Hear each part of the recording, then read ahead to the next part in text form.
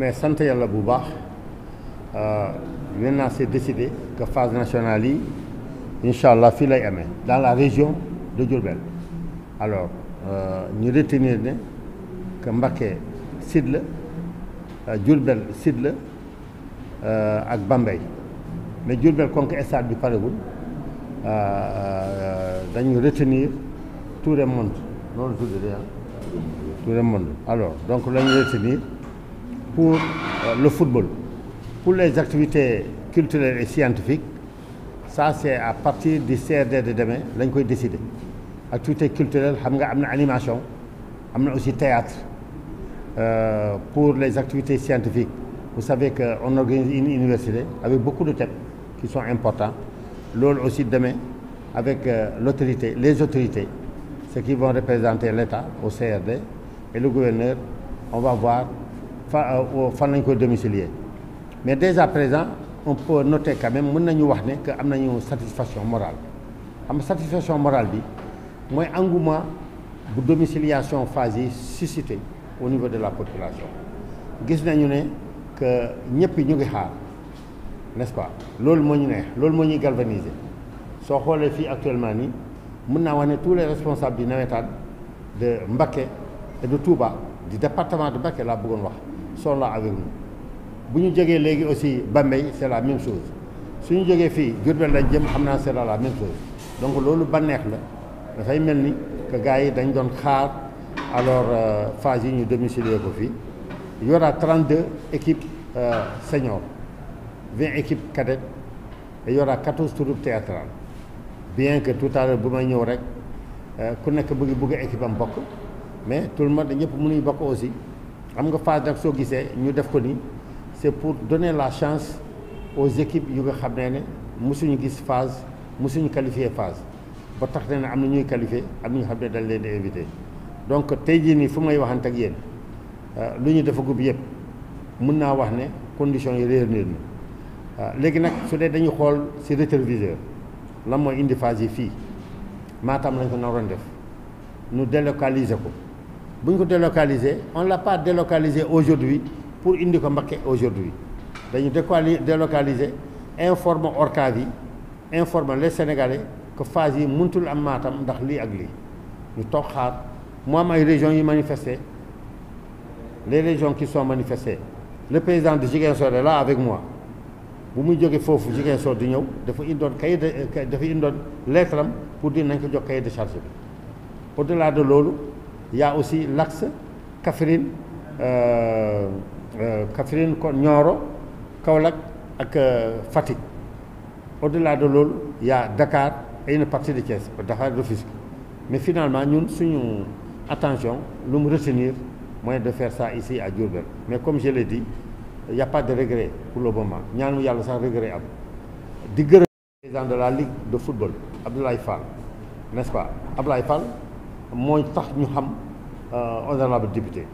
Bon léegi nag du ñoom rek on lance un appel, n'est-ce pas, à tous les fils de la région. Diourbel c'est pas une petite affaire. Kon que Touba est logé dans la région de Diourbel nga xam ne Diourbel est au cœur de tout ce que Sénégal doit devenir. Alors loolu moo tax ñu lancer un appel à tout le monde pour que ñëpp ñëw jàpp ci sa présence jàpp ci sa poche ak loo mun jàpp ci aussi ak sa xam-xam parce que c'est pas moins de 10 000 personnes qui vont se déplacer ñëw séjourner wu fii du 31 août au 14 septembre 31 août parce que dañu namm def ko après Magal bi 14 septembre dañu bëgg def ko avant gàmmu ji. Donc leneen lii nag vraiment waa Mbacké waa Diourbel waa Bambey nañu gën a taxaw yàgg nañu ñëw ci phase nationale xam nañu nan la nañu xam ne affaire bi seen yëf la seen organisation la.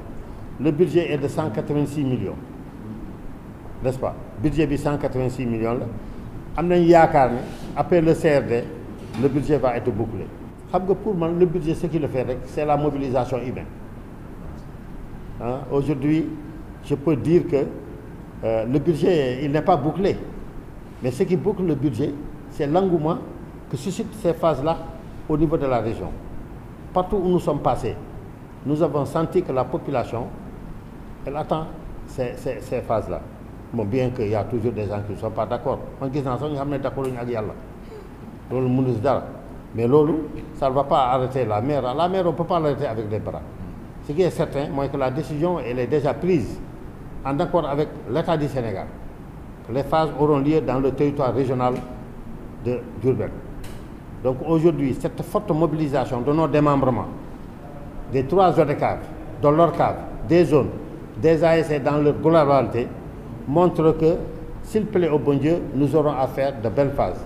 Mais au-delà de cela aussi, l'engagement solennel de notre parrain, l'honorable député Cheikh Thioro Mbacké, de notre ami et frère, le président de la Ligue de football de Diourbel, Abdoulaye Fall, mais des autres autorités.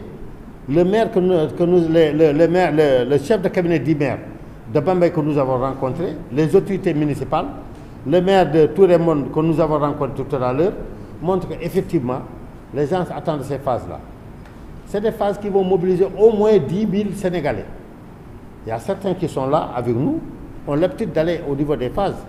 Les phases, ça participe, comment ça s'appelle encore, à rendre encore heureux tout le monde. D'abord, certains ASC qui n'ont jamais joué qu'ici à Mbacké auront à jouer avec d'autres ASC venant de partout. Il y a 32 ASC. Et dans ces 32-là, seniors, il y a le champion national sortant. Il y a les 14 champions régionaux. Ça donne 15. Il y a le vice-champion sortant. Il y a aussi le vice-champion de la région. Alors, les autres là, c'est des invités. Et dans ces invités-là, n'est-ce pas, la région de Diourbel aura la plus grande taille importante. Mais c'est tout à l'heure dans la nuit qu'on verra combien d'ASC il faudra affecter à tout le monde. Nous ferons de manière que les ASC les plus méritantes puissent être invités, n'est-ce pas? Mais quand tu dis déjà sélectionner et inviter, c'est certain que tu as pris quelqu'un, mais tu vas laisser un autre. Mais ce qui est essentiel, c'est la forte mobilisation de nos responsables du Navétane. Donc, encore une fois, je voudrais lancer un appel à tout le monde, d'abord à toute la population, de venir nous soutenir pour que ces phases-là soient des phases importantes. J'ai parlé d'un budget de 186 millions. Mais ce budget-là, ce n'est pas de l'argent qu'on va ramener à Dakar, ou bien à Louga, ou bien à Kaolack et à Fatick. Non. Tout va être consommé ici. Nous allons payer les hôtels, nous allons payer les maisons meublées. On va acheter du riz, de l'eau, tout ça c'est ici. Donc il n'y a aucun rond, sauf les primes. Les ASC qui seront primés. La première, les ASC qui seront primés, peut-être elles vont ramener leurs primes. Mais le reste là, même la restauration de 50 000 par ASC, ça va être dépensé ici. Il n'y aura aucune ASC qui va acheter du riz, ou bien du poisson, de l'huile, pour faire venir ça de Ziguinchor pour amener ça ici. On a mes amis serrés de Fatick, peut-être en venant, ils vont amener du gourban. Mais les autres là, quand ils auront leur argent de restauration, c'est ici qu'ils vont le dépenser. Donc ça veut dire que les 186 millions, c'est de l'argent qu'on va dépenser ici. C'est de l'argent. Une partie va venir de la région de Diourbel, mais le total va être dépensé ici.